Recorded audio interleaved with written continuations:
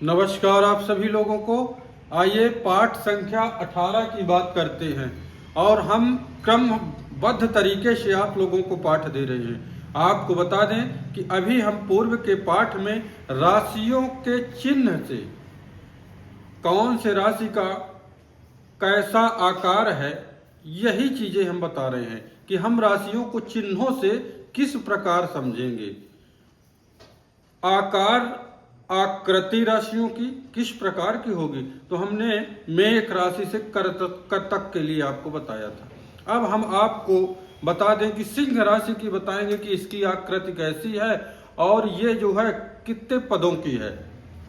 आइए, अब हमें पूर्णतः विश्वास हो गया होगा कि ये लिख दिए तो आपको पता हो जाएगा कि 5 नंबर जो है सिंह राशि ही है। आप लोग समझ गए होंगे कि सिंह राशि, ये 5 लिख गया तो ये सिंह राशि है, ये सिंह राशि हो गई। अब सिंह राशि को आप लोग जानते होंगे कि ये शेर है। चिन्ह किस प्रकार का है? शेर है। अब शेर के 4 पैर होते हैं, इसीलिए चतुष्पद हो जाएगी। ये राशि चतुष्पद हो जाएगी। अब आपको बता दें कि शेर रहता कहाँ है, तो शेर गुफाओं में रहता है, कंधरा में रहता है, जंगल में रहता है। और ये गुफा कंधरा कहाँ से जुड़ी हुई चीजें हैं, तो पहाड़ों से जुड़ी हुई चीजें हैं। तो हमें ये पता है कि जिस जातक की ये सिंह राशि होगी, तो अब हम ये कह सकते हैं कि सिंह है। इसका अगर मान लीजिए कि हम अगर आपको कैरियर के रिलेटिव दशम में पाएंगे, तो ये बता सकते हैं कि जातक का कार्य किस प्रकार का होगा। साहस भरा कार्य होगा और वो कार्य होगा जो अन्य व्यक्ति जो है ना कर पाए, अन्य राशि वाले व्यक्ति जो है नहीं कर पाएंगे, वो सिंह राशि वाले कार्य कर देंगे। साहस भरा कार्य, कठिन पराक्रम वाला। जंगल में कौन जाता है? जो साहसी व्यक्ति हुआ और कठिन परिस्थितियों में सामने करने वाला जातक होगा। हम यही सिंह राशि से समझ पाएंगे। शेर है, इसके 4 पैर हैं, आप लोग जानते होंगे, जंगल का राजा भी ये कहते हैं। तो ये चतुष्पद हो गया। अब आ जाइए, ये 5 नंबर की 6 नंबर की जो राशि होगी, इसको हम लोग कहेंगे कन्या राशि।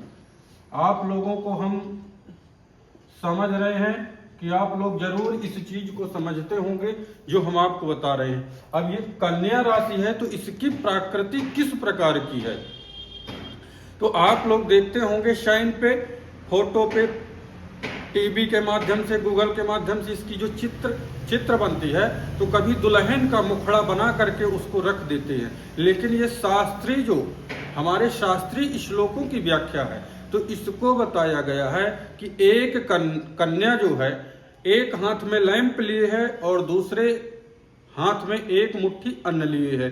अब वो अन्न धान है कि गेहूं है, ये नहीं समझ में आता, लेकिन 2 में से किसी एक चीज अन्न ही है, ये समझ में आता है। तो अब जिसकी 6 नंबर की राशि होगी दशम में, तो हम लोग ये बता सकते हैं कि जातक गांव से जुड़ा।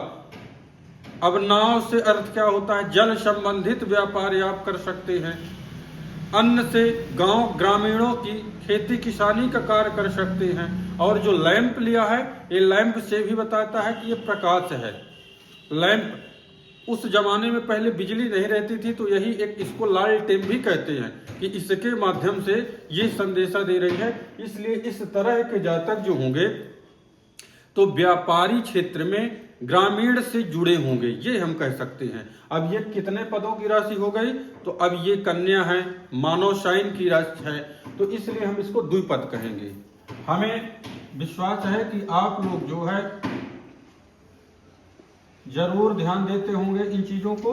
अब ये 7 नंबर की जो राशि आ जाएगी, इसको हम लोग बोलेंगे तुला। हमें उम्मीद है कि अब आप अंकों से भी समझते होंगे कि 7 नंबर ने लिख दिए हैं, तो ये 7 नंबर का अर्थ होता है तुला राशि। इसकी प्रकृति आप देखेंगे तो तुला लिए हुए, तुला एक पुरुष जो है तराजू लिए हुए है। अब तराजू का अर्थ व्यापार के संबंधित है। आप लोग देखते होंगे कि जो कोट की देवी होती है, उनके यहाँ भी आंख में पट्टी बांध दिया जाता है और उसको जो है तराजू दे दिया जाता है। तो तराजू का तात्पर्य है कि नफा तुला वहां से भी जज न्याय करता है, चारों तथ्यों में जब चेक करता है तब अपना परिणाम सुनाता है। इसी तरह इस तरह की ये तुला जो है, तो तुला का तात्पर्य है व्यापार से जुड़े हुए रहना, ये चीजें बता रहा। अब ये भी जो है तो ये भी मानव साइन की, इसलिए हमको इसको द्विपद ही बोलेंगे। ये राशि भी जो हो जाएगी ये द्विपद राशि हो जाएगी। हम ये पद के लिए अलग से आपको चैप्टर देंगे, अभी आप यहाँ राशियों को ही समझिएगा। अभी हम राशियों के गुण स्वरूप को ही समझ रहे हैं। अब ये हमने 8 नंबर का अंक लिख दिया। 8 नंबर के अंक में पता है कि ये वृश्चिक आएगी राशि। ये जो वृश्चिक है, अब वृश्चिक कौन है, तो ये बिच्छू है।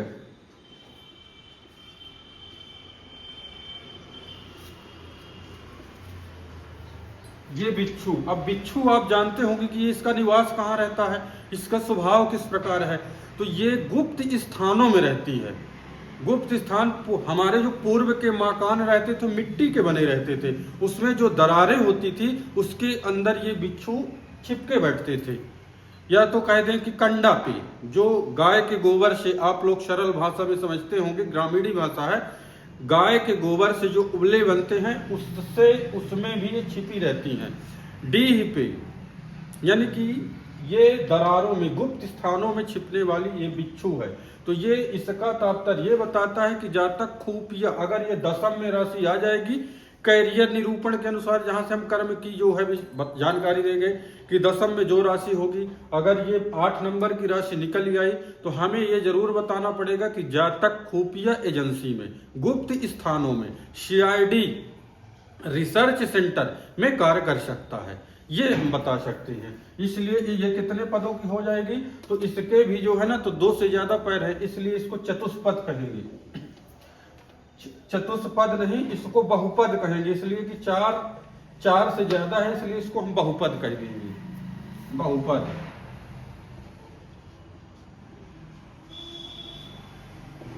अब आ जाइए, हम अभी नेक्स्ट पार्ट में आपको पुनः 4 राशियों का वर्णन करेंगे। तब तक के लिए नमस्कार।